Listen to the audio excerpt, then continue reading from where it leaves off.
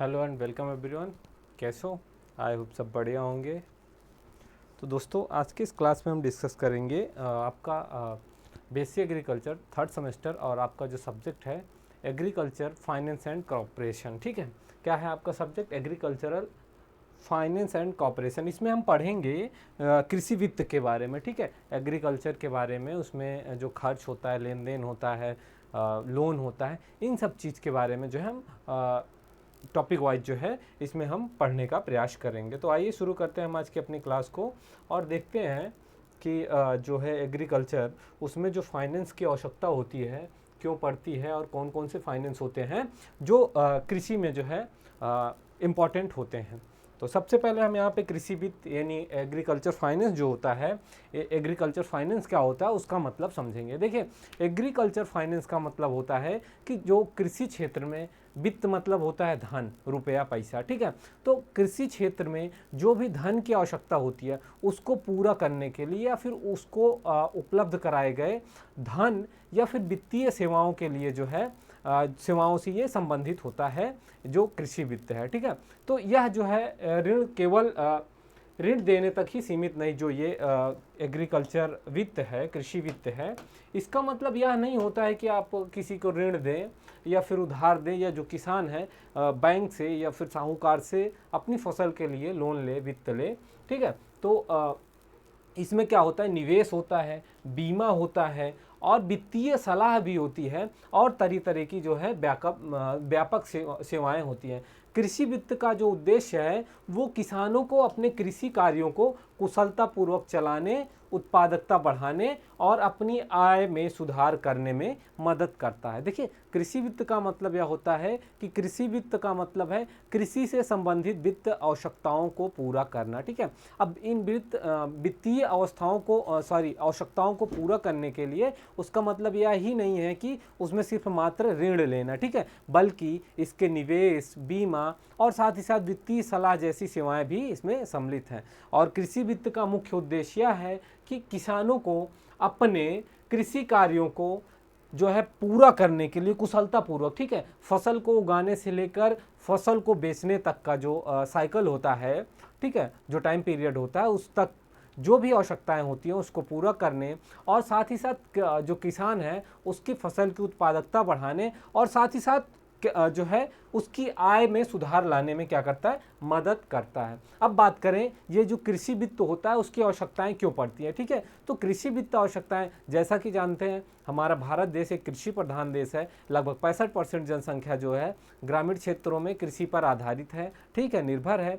तो इसके लिए कृषि कार्य करने के लिए जो है वित्त की आवश्यकता होती है, यानी पैसे की आवश्यकता होती है। ठीक है, अब ये पैसे जो है अलग अलग टाइम पे अलग अलग तरीके से महत्वपूर्ण होते हैं जिनकी आवश्यकता पड़ती है। जैसे मौसमी प्रकृति। ठीक है, मौसमी प्रकृति क्या होता है, तो मौसमी प्रकृति एक व्यवसाय होता है। किसानों को बुआई से लेकर कटाई तक विभिन्न चरणों में धन की आवश्यकता होती है। अब मान लीजिए जैसे इस समय धान की फसल की रोपाई का कार्य चल रहा है, तो फसल की जो है नर्सरी तैयार करने से कटाई तक के बीच में किसान को पैसे की आवश्यकता होगी, लेकिन उसके बीच में उसके फसल द्वारा किसी भी प्रकार का कोई उसको लाभ प्राप्त नहीं होगा, क्योंकि जब फसल की कटाई होगी, किसान बाजार में बेचेगा, तब जाके कहीं उसे धन की प्राप्ति होगी। तो यह जो कृषि वित्त या फिर मौसमी प्रकृति होती है, इसमें क्या होता है कि पूरे एक सीजन में जो है किसान बुआई से लेकर कटाई तक विभिन्न तरीके से उनको पैसे की आवश्यकता होती है, लेकिन आय जो है फसल के कटाई पर ही प्राप्त होती है। तो इसमें जो है वित्त की, इसके लिए किसान को वित्त की आवश्यकता होती है।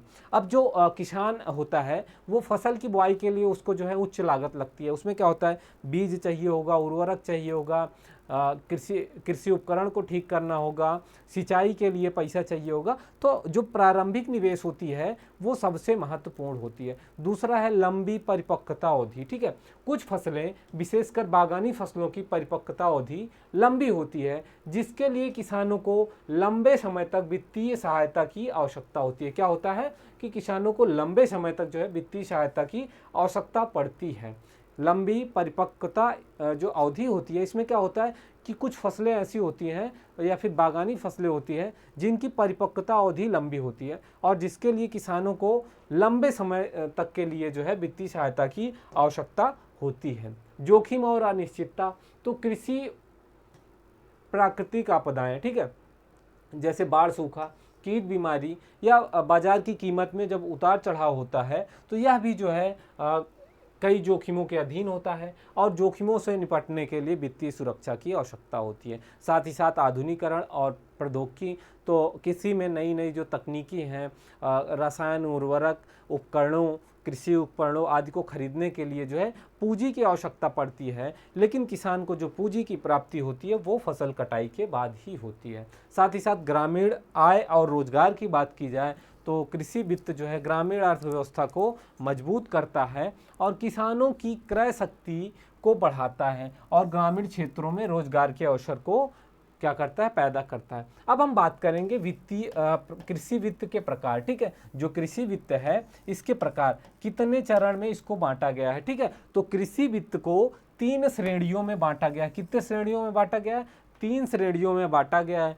पहला है अल्पकालिक वित्त, ठीक है, शॉर्ट टर्म फाइनेंस, ठीक है। अल्पकालिक वित्त या शॉर्ट टर्म फाइनेंस यह जो है आमतौर पर 12 से 18 महीने का होता है। जो शॉर्ट टर्म फाइनेंस होता है यानी जो किसान को जो किसान को कृषि वित्त, ठीक है, यानी कि किसान को जो लोन प्राप्त होता है वो 3 श्रेणियों में बांटा गया है।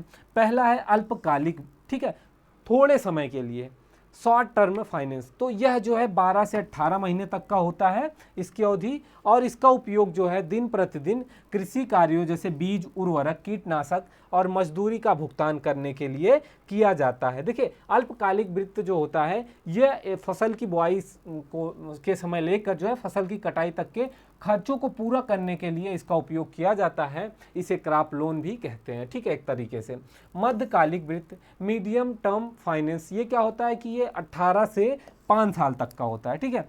ये 18 से 5 साल तक के लिए जो है प्रदान किया जाता है। अब इसका उपयोग जो है किसान क्या करता है कृषि उपकरणों को खरीदने के लिए, जैसे ट्रैक्टर हो गया, थ्रेसर हो गया, और छोटे भूमि सुधार, सिंचाई के लिए सुविधाएं, या डेयरी या पोल्ट्री फार्म जैसी गतिविधियों में निवेश करने के लिए ये लोन प्राप्त होता है। एक होता है दीर्घकालिक वित्त, लॉन्ग टर्म फाइनेंस, यह क्या होता है कि 5 साल से अधिक अवधि के लिए होता है, कभी कभी 20 साल तक होता है। इसमें क्या होता है कि इसमें जो है क्या कहते हैं बड़े पूंजीगत निवेशों के लिए इसका ये लोन लिया जाता है, और इसमें कुआं खोदना हो गया, ट्यूबवेल लगाना हो गया, बाग लगाना हो गया, या कृषि के लिए कृषि फार्म जो है विकसित करना हो गया आदि जो है कृषि आधारित उद्देश्यों में उद्योगों में निवेश करने के लिए ये वित्त प्रदान किया जाता है। अब बात करेंगे कृषि वित्त के स्रोत, ठीक है। जो कृषि वित्त है उसके कौन कौन से स्रोत हैं, तो कृषि वित्त को अनेकों जो है अलग अलग सोर्स के द्वारा प्राप्त किया जाता है, संस्था या फिर गैर संस्थागत, ठीक है। तो संस्थागत स्रोत की बात की जाए तो ये संगठित और विनियमित वित्तीय संस्थान होती है, जैसे वाणिज्यिक बैंक, कॉमर्शियल बैंक, ठीक है। ये कृषि ऋण प्रदान करते हैं जिसमें किसान क्रेडिट कार्ड है, ठीक है। किसान क्रेडिट कार्ड की बात, सहकारी बैंक की बात करें तो कोऑपरेटिव बैंक्स हो गई, इसमें जो है प्राथमिक कृषि ऋण जो है, और सहकारी राज्य ग्रामीण बैंक के स्तर पर किसानों को जो है ऋण दिया जाता है। क्षेत्रीय ग्रामीण बैंक में ये भी जो है ग्रामीण क्षेत्रों में बैंकिंग और वित्तीय सेवाएं प्रदान करने के लिए स्थापित किए गए। अगला है नाबार्ड, कृषि और ग्रामीण विकास बैंक कृषि और ग्रामीण विकास के शीर्ष वित्तीय संस्थान हैं। अब इसमें क्या होता है कि अन्य वित्तीय संस्थाओं को ये जो है लोन प्रदान करते हैं और वो जो है ग्रामीण क्षेत्रों में जो है किसानों तक पहुंचाते हैं। गैर संस्थागत स्रोत की बात की जाए तो ये पारंपरिक और अनौपचारिक स्रोत होते हैं, ठीक है। इसमें जो है एक तो साहूकार हो गया, मनी लेंडर जिसे कहते हैं। इसमें क्या होता है ग्रामीण क्षेत्रों में किसान जो है ऋण लेता है और फसल के बाद जो है फसल से प्राप्त, लेकिन ये उच्च दर ब्याज पे मिलता है अक्सर, लेकिन ये किसान क्या होता है कि अपनी फसल की कटाई के बाद फसल बेचने के बाद जो है इसको वापस कर देता है। अगला है रिश्तेदार या मित्र, तो ये बिना ब्याज के या कम ब्याज पर ऋण मिलता है, तो इस तरीके का जो ऋण स्रोत होता है। अगला व्यापारी और कमीशन एजेंट, ठीक है। तो ये अक्सर फसल के बदले अग्रिम भुगतान या ऋण होता है, जैसे कि जो फसल जिसको बेचेंगे तो उससे पहले ऋण ले लेते हैं और जो है यह तय कर लिया जाता है कि हम जो है आपको फसल होने के बाद आपको आपके द्वारा जो है फसल को बेच के हम पैसे की कीमत जो है फसल जो आपको देंगे। इसमें क्या होता है किसान को एक नुकसान ये होता है कि उसको जो है कम कीमत पर फसल बेचनी पड़ती है। अब बात करेंगे कृषि का स्कोप या दायरा की बात की जाए, जो एग्रीकल्चर फाइनेंस है उसका क्या स्कोप है, क्या दायरा है, उसकी बात करें तो जो कृषि वित्त का दायरा है वो बहुत ही व्यापक है। इसमें क्या है कि जो है किसानों को ऋण प्रदान करने से अधिक जो है कृषि क्षेत्र की पूरी पारिस्थितिकी तंत्र को भी इसके बारे में बताता है, जिसमें उत्पादन से लेकर फसल की खरीद विक्रय तक और सभी वित्तीय आवश्यकताएं शामिल हैं। और जो है इसको कुछ इस प्रकार से समझा जा सकता है, जैसे कृषि उत्पादन का वित्त पोषण, ठीक है, फाइनेंसिंग एग्रीकल्चर प्रोडक्शन। तो इसमें क्या होता है कि कृषि वित्त का सबसे केंद्रीय और महत्वपूर्ण पहलू होता है। इसमें जो है जैसे कि अल्पकालिक अवस्थाएं हो गई, आवश्यकताएं हो गई, इसमें क्या होता है बीज, उर्वरक, कीटनाशक, खरपतवार, मजदूरी या फिर अन्य खर्चों के लिए ऋण लिया जाता है। समकालिक आवश्यकताएं तो छोटे कृषि उपकरण जैसे पावर ट्रिलर या पशुधन, भेड़ बकरी या गाय भैंस या फिर सिंचाई उपकरण की खरीद के लिए कृषि संबंधित गतिविधियां जैसे डेयरी, मुर्गी फार्म, मत्स्य पालन आदि के लिए जो है निवेश किया जाता है। दीर्घकालिक आवश्यकताओं की बात की जाए तो भूमि की खरीद, बड़े कृषि यंत्र जैसे ट्रैक्टर हो गया, हार्वेस्टर हो गया या फिर टेबल या फिर कुएं की खुदाई, बड़े पैमाने पर वृक्षारोपण या कृषि आधारित उद्योगों की स्थापना या पुराने ऋणों का पुनर्भुगतान के लिए किया जाता है। अगला है कृषि अवसंरचना का वित्त पोषण, ठीक है। इसमें क्या होता है, जो कृषि वित्त होता है वो सीधा जो है कृषि गतिविधियों तक ही नहीं बल्कि कृषि का भी समर्थन देने वाली आवश्यकताओं या अवसंरचनाओं के लिए जो है इनका विकास किया गया है। अगला है भंडारण सुविधाओं के लिए, तो भंडारण सुविधाओं में कोल्ड स्टोर की स्थापना हो गई या फिर मिलों का निर्माण हो गया, और उसी के साथ प्रसंस्करण इकाई की बात की जाए तो कृषि उत्पादकों के प्रसंस्करण के लिए भी जो है खाद्य प्रसंस्करण इकाइयों की स्थापना। विपणन अवसंरचना, ग्रामीण हाट मंडियां या विपणन केंद्रों का विकास। सिंचाई परियोजना, नहर, बांध और अन्य सिंचाई परियोजनाओं का वित्त पोषण, ठीक है। ग्रामीण सड़कें और बिजली, कृषि उत्पादों के परिवहन और कृषि कार्यों के लिए आवश्यक ग्रामीण सड़कें और बिजली की आपूर्ति। अगला है संबंधित कृषि गतिविधियों का वित्त पोषण जो कृषि से संबंधित है, जैसे कि जो है फसल उगाना। आधुनिक काल में कृषि में फसल उगाने के साथ साथ कई और गतिविधियां भी सम्मिलित हैं जो किसान की आय में विविधता लाती हैं, जैसे कि पशुपालन हो गया, ठीक है, बागवानी हो गया या कृषि व्यवसाय हो गया। अगला है कृषि जोखिम प्रबंध, ठीक है। इसमें क्या होता है, कृषि में निहित जो जोखिम होता है उसको कम करने के लिए उपकरण और सेवाएं सम्मिलित हैं, जैसे कि क्या कहते हैं फसल बीमा हो गया। इसमें क्या होता है, प्राकृतिक द्वारा जो नुकसान होता है, पशु बीमा हो गया, मौसम बीमा हो गया, ठीक। आगे बात करेंगे कृषि विपणन का वित्त पोषण की बात करें तो फसल कटाई के बाद किसान को अपनी उपज बेचने के लिए या बेचने में मदद के लिए वित्तीय सहायता की ज़रूरत होती है। इसमें क्या होता है, फसल गिरवी ऋण। इसमें किसान अपनी फसल को उचित मूल्य मिलने पर भंडारण के लिए ऋण लेता है।